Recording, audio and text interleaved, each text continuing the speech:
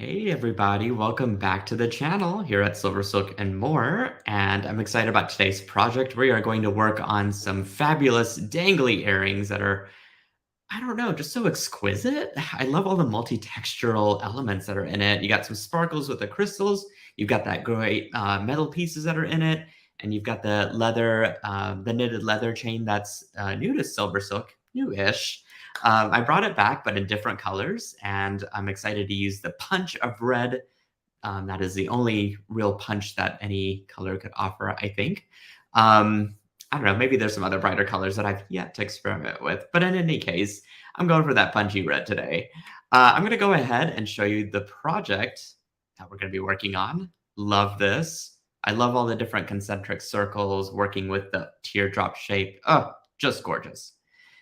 So with that, I'm going to go to the materials list here, that way.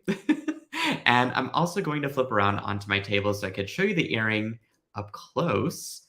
And we can just start into our tools and stuff. There it is in real life. I've made the one earring. I'm going to make the other one for you in real life. And so the materials that you see there on the right-hand side are for both earrings, just as a side note. Really pretty, right? So I'll keep that on the side up here, and we'll bring it back out whenever we get the other earring made. All right, let's talk about our tools. We've got a pair of chain nose pliers.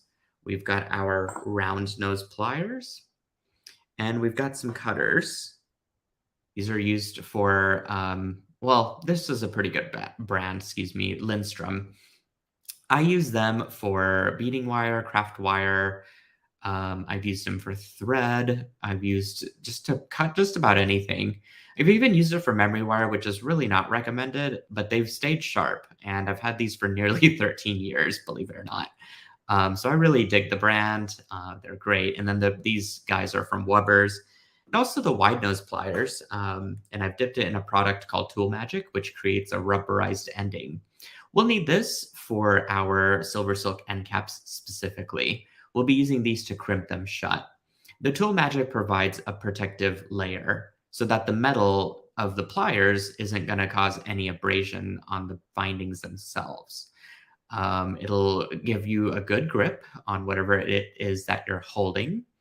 And then it'll also protect whatever you are trying to squish. So have those out nearby, be using them. As far as materials go, we will need some of the SilverSilk leather knitted chain.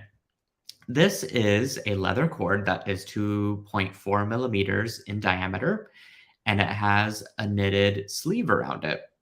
It takes 6 latch hook needles to knit a wire that's as thin as your hair into a knitted tube that's drawn down over the leather cord. Super gorgeous, and it really elevates the leather cord into a brand new product almost. You get this intricacy and fine detail of the wire, but the leather cord adds that special raw organic element underneath, and it is dyed leather. So you see that it's going to be darker in some spots than others, and I think that just adds to the overall characteristic of the leather and the particular chain. This one is called Cardinal. It's red, again, very punchy, and it's got a dark, sort of a burgundy color knitted wire over the leather. So you get this really great, again, just multi-textural stringing material to work with. Outside of this, and this, by the way, is about, let's see, grab my ruler here. Looks like it's about 3 1/4. I wouldn't go anything below 3 inches for this design.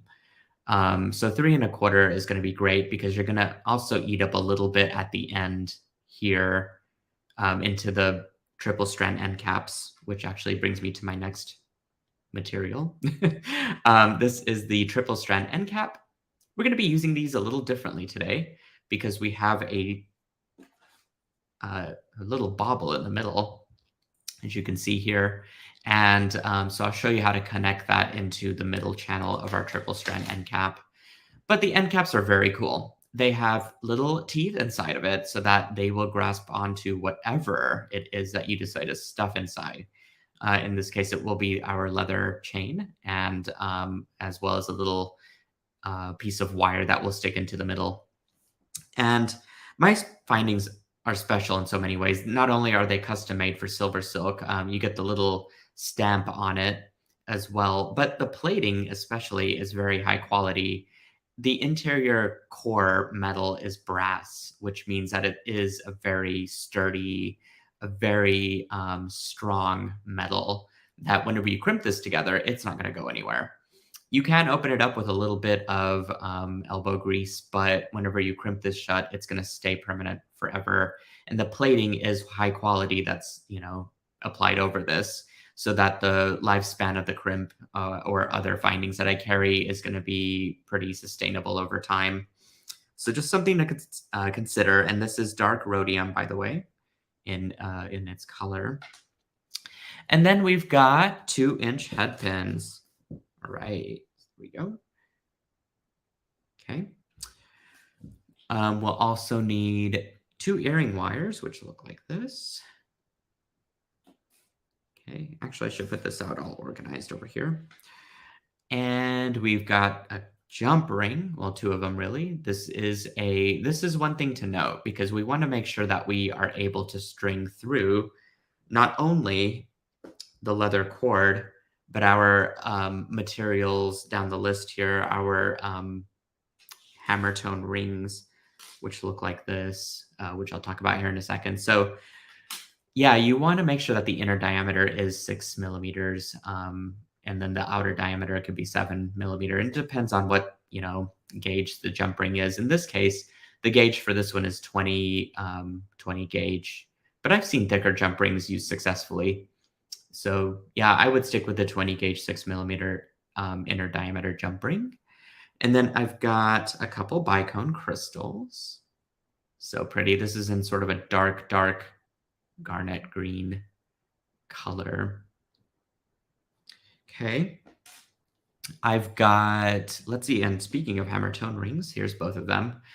A smaller one, which is the 13 millimeter, and then a larger one, which is the 18.8. And this is the outside diameter, I believe. So look for those in the Tierra cast collection. Love those Hammertone rings. Okay, so that covers our materials. This should be so quick and easy to put together. The first thing I want to do is go ahead and create my bauble here at the end. So we're going to basically start from the bottom and work our way up with our earring. Let me see if I can get this positioned correctly on camera here. So we'll start with our bauble down here first. We're going to string on one of our 6 millimeter bicone crystals. I'm going to fold the wire over as best as I can. It's a little hard to do with fingers, but it can be done. And you can always assist with your pliers. Have them out here and handy. Whoops. There we go. Okay, once you got that sort of pressed down at a 90-degree angle, I'm going to go ahead and trim that right off to leave about a 1/2 inch. I'm going to save this piece of wire because we're going to use it for our middle bauble here. But we're going to grab our round nose pliers. I'm going to insert it in, and I'm going to make sure that I'm down quite a bit because I want a bigger loop. The bigger loop will accommodate my smallest Hammertone ring. So we're looking for probably about a 3 or so millimeter in size. And I'm just going to start to kind of turn it toward me. You'll notice that I am way off in this.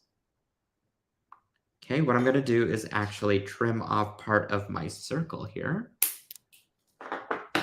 And I'm going to go back in with my pliers, and I'm going to continue to twist until it gets nice and symmetrical as such. Okay, once I've done that, I can go ahead and actually just open it up. Oops, wrong pliers.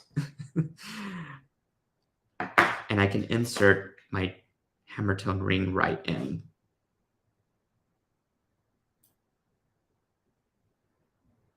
Okay, perfect. There we are. Okay, we'll set that down. In fact, if you wanted to take your jump ring that we called out earlier and open it up and attach your Hammertone ring to that, that would be a good time to do that now. Alrighty. So the next part is basically attaching our central component here all together. So you're going to need your leather cord, and we're going to go ahead and grab our little our little wire piece that we chopped off from the head pin. I'm going to grab my round nose pliers, and I'm going to make a small-ish head pin simply by turning it around on the round nose pliers as I did. And then I'm going to break the neck so that it's nice and symmetrical as such. And I'm going to basically place that in the middle channel, but I need to get my other silver silk in here first. So all I'm going to do is actually just place those into the outer two channels as such. Very easy. And the thing I like about the leather knitted cord is that it's very sturdy. And so there's no, drape or anything. It's going to kind of just stay in place, which is easy to work with, especially for these types of projects. And then I'm going to go ahead and drop in my little wire piece that I made just a minute ago. And I'm going to hold it upside down as I start to crimp it in place. And what it should do, which I hope, it will catch onto the teeth of the inner channels of my end cap, and it's not going to suddenly move or slip out of place anymore. It's actually held in place, which is really cool and so fun and versatile to work with, because now I can attach whatever I want onto it. So in this case, I'm going to string on my other 6mm bicone. I'm going to fold that wire down and away from me so that it is at a 90-degree-ish angle as such. And I'm going to use my round nose pliers to turn this back. And I want to make sure I again leave a 3mm loop, at least. If it's a little bigger, that's perfectly fine. Okay, and again, if you have extra wire, you can always trim it off. I think I was actually just exactly perfect on that. And these head pins, by the way, did come from the SilverSilk collection. It's not a different brand head pin. It is the same coating that the end cap has. And so you're going to see that with my findings, the consistency across the board is pretty awesome. All right, so I have got my little loop there that's really pointing toward me. And if it's not, make sure it does, because our loop or our Hammertone ring is going to go in it.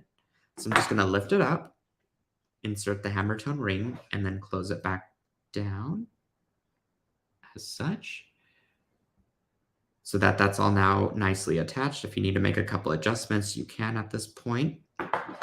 So that looks really good. And the almost last step, because I also have to attach my earring wire, is to open up the jump ring and insert my leather cord right into, and then close it, making sure that that seam is closed all the way.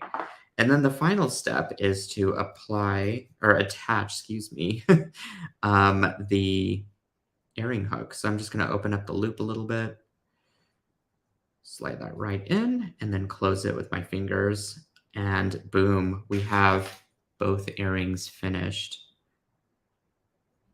Just like that. Easy peasy, looking good. Easy, so easy to put together. If you're looking for a gift on the fly and you have some of these materials or similar materials, it's perfect. And you know what? You don't even have to do this with the Tierra cast rings. You can omit that altogether and do a bead bauble instead. I know most of you hoard beads, because I certainly do, and it's a very common crafter trait. So if you took out each of those rings and just put baubles of beads at the ends or inside of the loop, that would still look equally gorgeous as this does. So I'm going to flip back over to the picture and then back to me here. And I hope you enjoyed this quick little leather knitted cord tutorial that I came up with. I think they're a darling pair of earrings. And if you enjoyed the content, please be sure to subscribe to the channel. You can also follow my Instagram, and you can find our virtual community over on Facebook in the Silver Silk Silkies Facebook group, which we hope that you'll join us there for even more inspiration and just to see what other folks do. It's just astonishing. So I hope you are inspired and excited to create something with Silver Silk, and I will see you at the next